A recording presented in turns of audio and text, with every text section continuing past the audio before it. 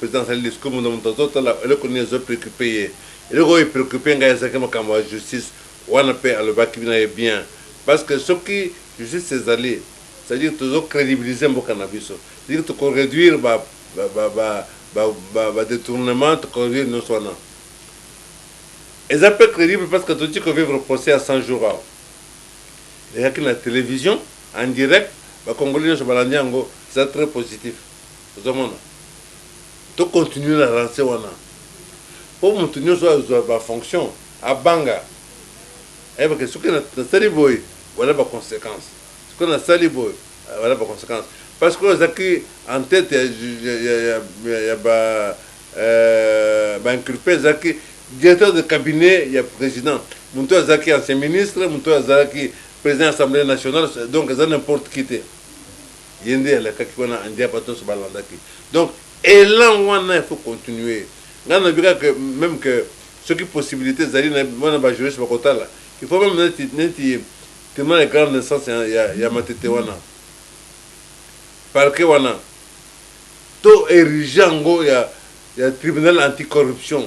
to spécialisé ngo nek ba kam décision si avoir ya bien l'état il y a corruption et kendi na matete to pesa ba ngombongo to ba engagé ba magistrat belé pour être pensa pas ça la musala au lieu de créer ba agence anticorruption ça sert à rien to pesa tribunal wana mba moyen parce que fait l'action ba preuve na yeka za capable ya kosala ngo peut bien ba engagé ba na sous base bien équipé na ba véhicule na ba équipement électronique tout ce qu'il faut pour pas ça musala bango donc est-ce que le président ma campagne de justice est très important de ce qui te réussi au dossier wana il y a justice ce qui te réussi au dossier il y a gratuité de l'enseignement et qu'on a déjà très bien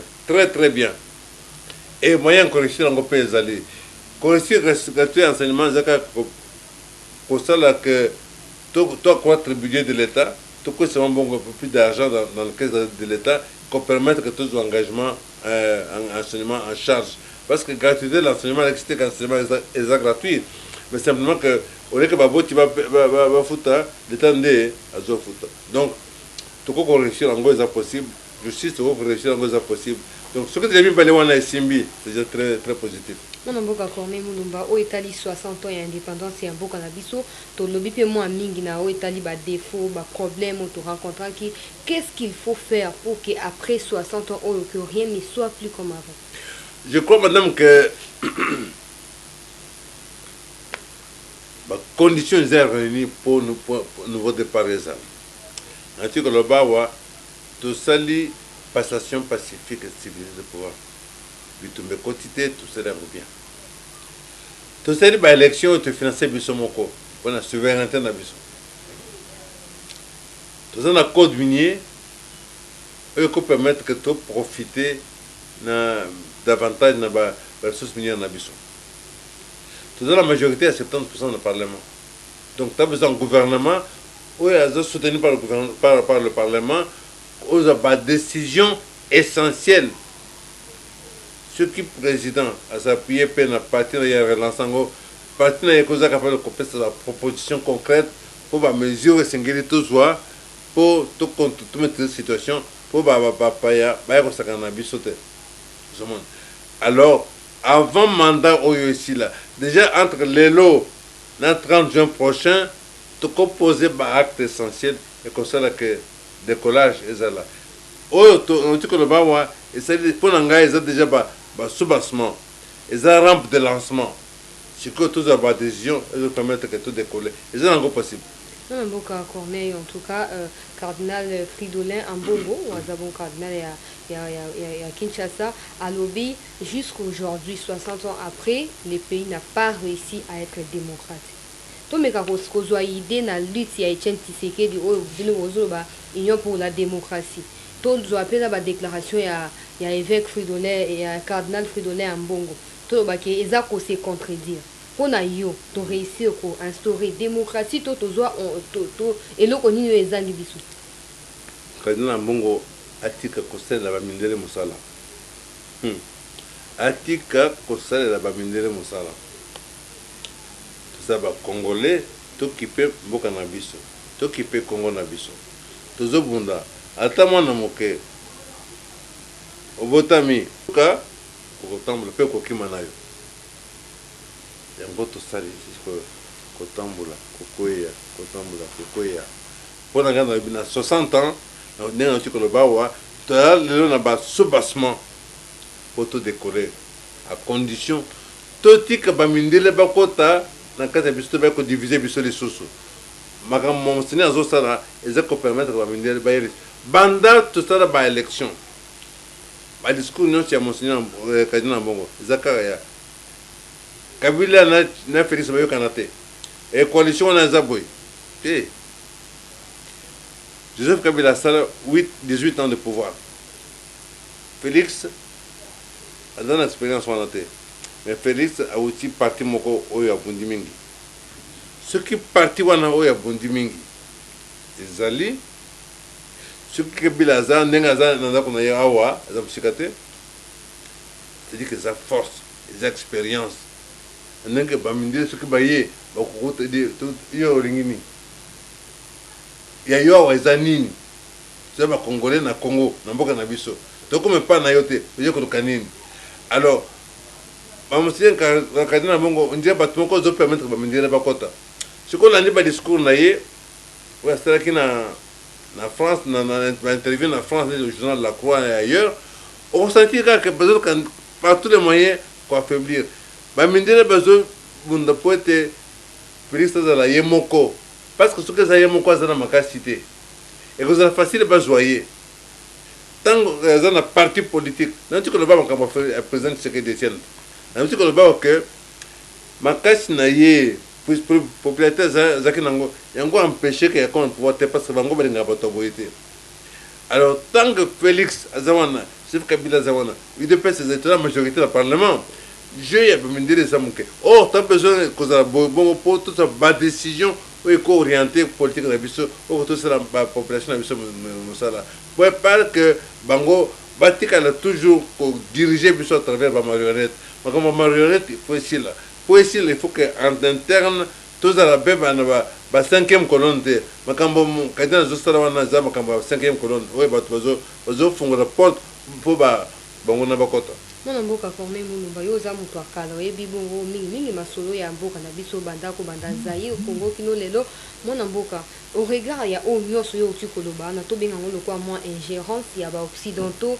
baeuropéens na baaffaire oyo eza interne ya République démocratique du Congo. Est-ce qu'il faut considérer que la RDC est indépendante ou elle continue à être colonisée et cette fois d'une autre manière? te problème eza nini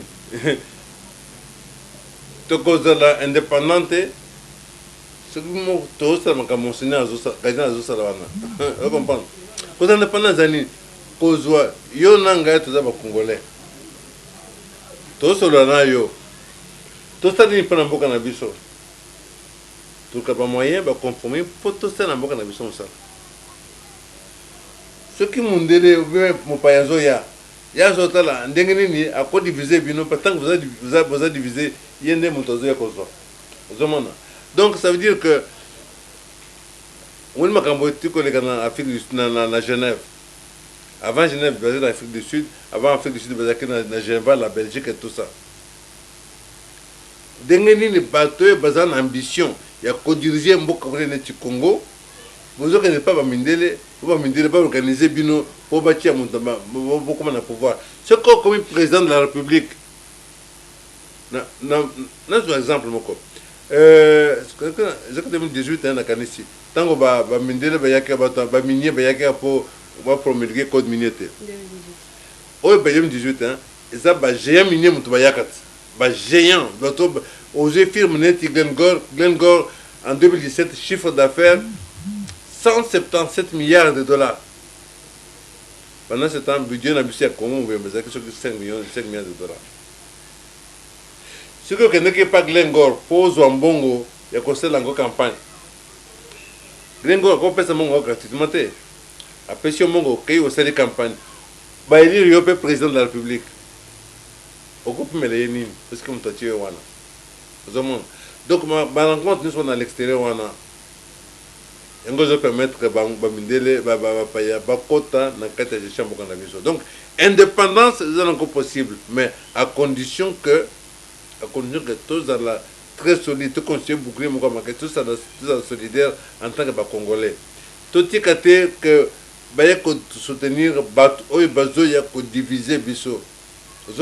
Pourquoi penser à Mongo? Tu vivre en Gote. Pourquoi ça va marcher? Avant l'élection, Monseigneur Mosengo n'a pas tout c'est ça qui organisation marche. Marche en gros c'est qui bolonga baik dimanche na ba paroisse sur Kinshasa. Tant bon bien. Mais ba peut une direction té. Ba peut une point de chute té. Donc beaucoup na ba église, ba paroisse, et bien mais c'est Sili, Bobimi, bazo qui débino wapi. Vous évitez. Point de chute est wapi. Vous évitez. Car pour troubler bima, ce qui trouble le bimi, ce qu'on essaie de Kinshasa, la paroisse sur gauche droite, déraillement, violence, pour créer confusion pour battre le côté pouvoir. Tant qu'on a beaucoup de MONUSCO. Ce que tangi mukando yo le monde komeli machine ya Pauline azolo ba to bengse ki bato MONUC bato ONU qui vient MONUSCO de l'eau organisation te pesa ki bango confiance beko trahir le Congo Lumumba 1960 ako mukando na lelo toza awa na Congo na biso na MONUSCO ONU. Officiellement, baza qui 20 000. Mais en réalité, tu as évité.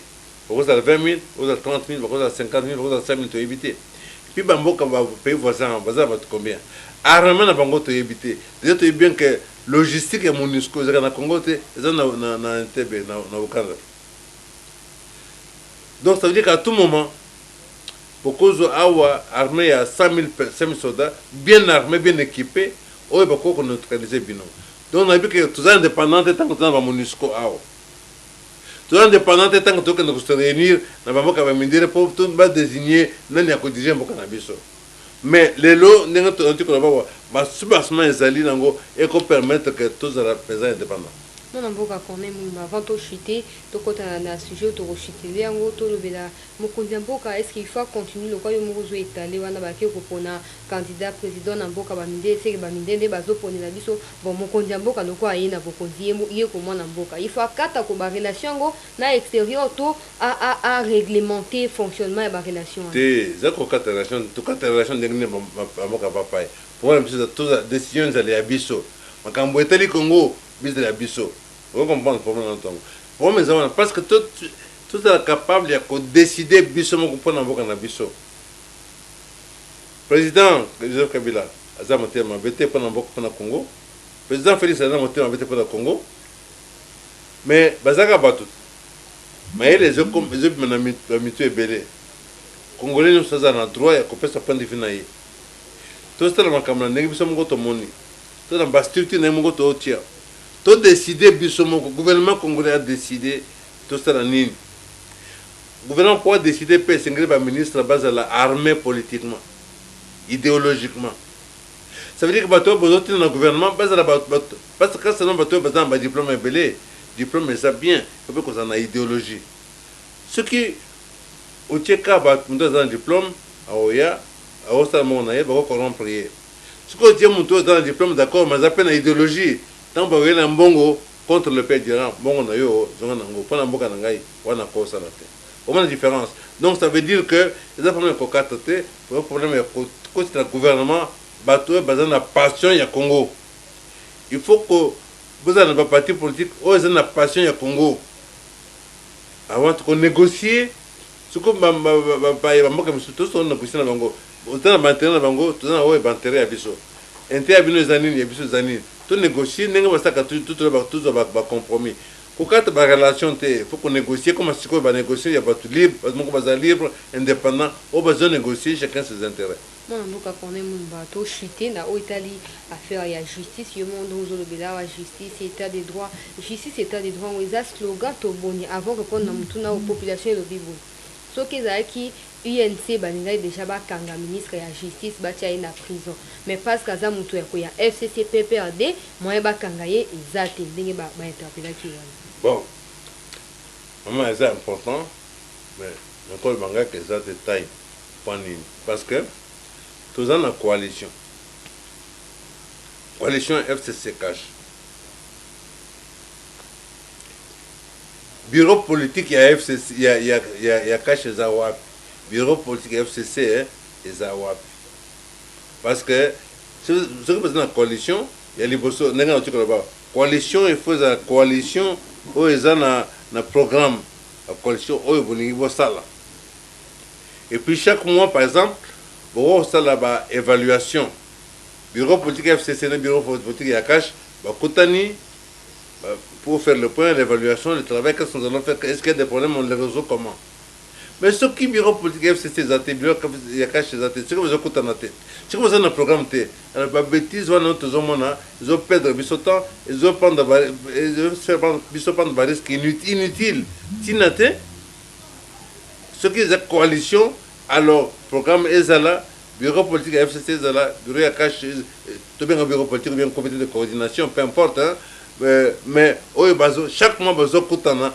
pour faire l'évaluation et application du programme sili mwana mboka Corneille Mulumba pona yo na bopoussé ba loi oyo bemina kuna sakata bazo proposer ezala promulguer toté en plus pona ni ba proposer en cas na moment au président république aza engagé pona ko instaurer état de droit bon pona ngai ba bande ko FCC ba bangi ba utaki kolanda procès ya Kamere ya 100 jours ndenge elekaki na rigueur ya ba magistrat nanyo surtout pona ngai panique ekotaki na randa bango yango ni ba sala ba loi wana ba loi pour protéger ba intérêt individuel ça na sens te on appelle ça bango toli ba retirer ba loi wana n'est-ce pas et ça problème te tout ça pour le règlement de compte mais jamais te compte que ministre de l'Intérieur ministre de la Justice a la capacité de bloquer enquête magistrat c'est la libre ce qui que ministre de l'Intérieur ministre de la Justice a dit que le problème est bien gouvernement il faut qu'on accuse à quoi ça ils a permis mais jamais qu'on a la moindre possibilité il y a que bloquer il y a magistrat donc pour il ne faut pas retirer qui m'y a kota tout qu'un de liboso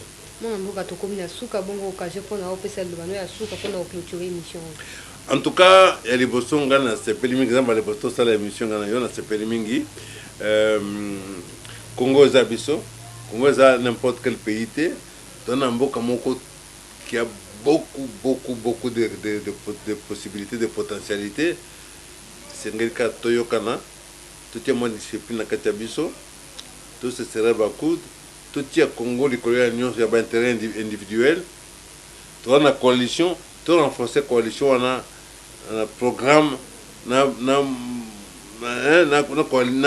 comité de coordination on se rencontre régulièrement tout pesa Congo armé oyo ko ça que ba respecter biso Congo est capable de causer une armée à 2 millions 3 millions de soldats et que ba pays voisins nyonso ba banga biso c'est encore possible tout se faire respecter ko tout dans le Congo ça dit que tout tikate ba payaba ko diviser biso avenir Congo za monene les lots pour ngai tout dans ba soubassement essentiel tout après à décoller na biso Matondo mona mboka Corneille Mulumba en tout cas bolanda qui est na pene mingi pe na ba détail pour na ba réponse na ezaki bongo clair matondo na bino nyoso bolanda ki biso na ndela ya sango ya Congo merci na mura waza qui derrière la caméra pour na ko réaliser o eza tranche information o na mona mboka Corneille Mulumba bino ba oyo bo s'abonner na ntena sango ya Congo bo hésiter te ko sala yango bo partager bo liker bo commenter surtout bo commenter pour bo partager ba vie na bino na biso comme ça to ko yeba ndeni ko tambola longo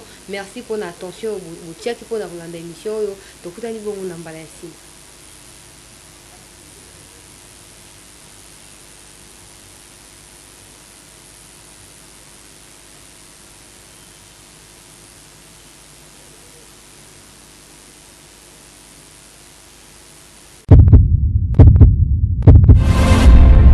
Eshima, votre magazine qui bat au rythme de l'actualité. Retrouvez la nouvelle édition.